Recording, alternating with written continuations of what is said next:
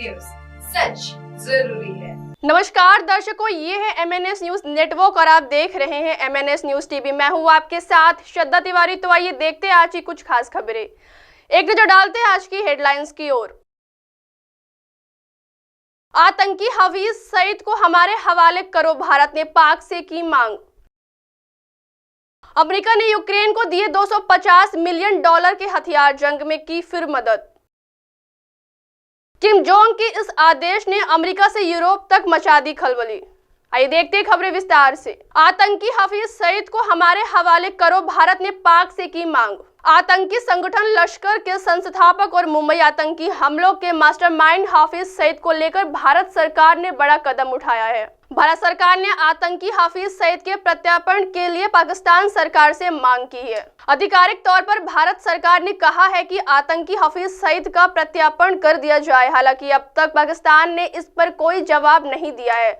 बता दें कि हाफिज सईद मुंबई हमले का मास्टरमाइंड है। भारत सरकार ने आधिकारिक तौर पर पाकिस्तान से 26/11 मुंबई हमले के मास्टरमाइंड हाफिज सईद को राष्ट्रीय जांच एजेंसी द्वारा दर्ज विभिन्न मामलों में मुकदमा चलाने के लिए भारत प्रत्यर्पित करने का अनुरोध किया है। सूत्रों के मुताबिक दस्तावेजों में हाफिज सईद को कश्मीर में आतंकवादी हमलों और आतंकवादी समूहों की फंडिंग सहित कई एनआईए मामलों में भी आरोपी के रूप में नामित किया गया है। बताया कि वह कश्मीर घाटी में राष्ट्र विरोधी और विध्वंसक गतिविधियों में भी लिप्त रहा है। एक अन्य अधिकारी ने कहा कि यह एक लेटर ऑफ रोटेटरी है जिसका पाकिस्तानी एजेंसियों ने जवाब नहीं दिया है।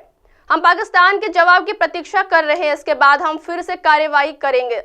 सूत्रों ने कहा कि भारत और पाकिस्तान के बीच बातचीत की किसी भी संभावना से पहले पाकिस्तान का प्रत्यर्पण अनुरोध का पालन करना होगा। बता दें कि आतंकी हफीज सईद के एक नए राजनीतिक मोर्चे 8 फरवरी के आम चुनावों के लिए पाकिस्तान भर में अधिकांश राष्ट्रीय और प्रांतीय विधानसभा निर्वाचन क्षेत्रों के लिए अपने उम्मीदवार खड़े किए हैं। लश्कर-ए-तैयबा का संस्थापक आतंकी हफीज सईद प्रतिबंधित जमात उद दावा के कुछ अन्य नेताओं के साथ कई आतंकी वित्त मामलों में कई वर्षों तक दोषी ठहराए जाने के बाद 2019 से जेल में है। बता दें कि आतंकी हफीज सईद को भारत के सबसे वंचित आतंकवादियों में से एक के रूप में सूचीबद्ध किया गया है और 2008 के बाद मुंबई हमलों में उसकी कथित संलिप्तता के लिए अमेरिका द्वारा उस पर $10 मिलियन का इनाम रखा गया है। 2017 में सईद को पाकिस्तानी अधिकारियों द्वारा नजरबंद कर दिया गया था और बाद में उसके खिलाफ आरोपों से मुक्त होने के बाद रिहा कर दिया गया, जिसकी वाशिंगटन और नई दिल्ली ने कड़ी आलोचना की थी। आइए बढ़ते अगली खबर की ओर।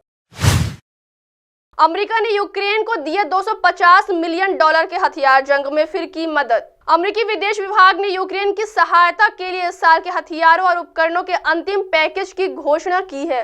इससे जो बाइडेन प्रशासन के पास मौजूदा फंड खत्म हो गया है। अमेरिकी विदेश विभाग ने यूक्रेन की सहायता के लिए इस साल के हथियारों और उपकरणों के अंतिम पैकेज की घोषणा की है। इससे जो बाइडेन प्रशासन के पास मौजूदा फंड खत्म हो गया है। राज्य सचिव एंटनी बिल्कन ने बुधवार को एक बयान में कहा, पैकेज में $250 मिलियन के हथियार उपकरण है। बता दें कि शिन्हुआ समाचार एजेंसी ने ब्लिंकन के हवाले से कहा, इस पैकेज में प्रदान की गई क्षमताओं में वायु रक्षा युद्ध सामग्री, अन्य वायु रक्षा प्रणाली घटक, उच्च गतिशीलता तोपखाने, रॉकेट सिस्टम के लिए अतिरिक्त गोला बारूद, 155 मिलीमीटर और 105 मिलीमीटर तोपखाने गोला बारूद, एंट्री आर्मर गोला बारूद, 15 मिलियन से अधिक राउंड गोला बारूद शामिल है। हाल ही में घोषित इस तरह के सहायता पैकेज प्रेसिडेंशियल ड्रॉडाउन अथॉरिटी के अंतर्गत आते हैं, जो हथियारों को रक्षा विभाग के स्टॉक से सीधे निकालने की अनुमति देता है ताकि उन्हें तेजी से यूक्रेन पहुंचाया जा सके। अमेरिका ने पहले ही यूक्रेन के लिए सहायता के एक अन्य रूप कांग्रेस द्वारा विनियोजित यूक्रेन सुरक्षा सहायता पहल से प्राप्त धन का उपयोग कर लिया है, जो रक्षा विभाग को हथियार निर्माताओं के साथ अनुबंध पर हस्ताक्षर करके क्यू के लिए हथियार खरीदने में सक्षम बनाता है। अपने बयान में ब्लिंकन ने कांग्रेस को अपना काम पूरा करने की तत्काल आवश्यकता दोहराई। उन्होंने बताया कि यह जरूरी है कि कांग्रेस यूक्रेन को अपनी रक्षा करने और उसके भविष्य को सुरक्षित करने में मदद करके हमारे राष्ट्रीय सुरक्षा हितों को आगे बढ़ाने के लिए जितनी जल्दी हो सके तेजी से कार्य करे। यह चेतावनी देती हुई यूक्रेन को सहायता प्रदान करने के लिए कांग्रेस द्वारा पूर्व में स्वीकृत धनराशि जल्द ही समाप्त हो जाएगी। बाइडेन प्रशासन ने पिछले सप्ताह कहा था कि यूक्रेन के लिए व्हाइट हाउस के 60 अरब डॉलर से अधिक के पूरक बजट अनुरोध को पूरा करने के लिए आगे के विनियोग के लिए सांसदों की नई प्रतिबद्धता की कमी की कारण प्रशासन वर्ष के अंत से पहले क्यू के लिए एक अतिरिक्त पैकेज की घोषणा करने में सक्षम होंगे। आइए बढ़ते अगली खबर की ओर। किम जोंग के इस आदेश ने अमेरिका से यूरोप तक मचा दी खलबली।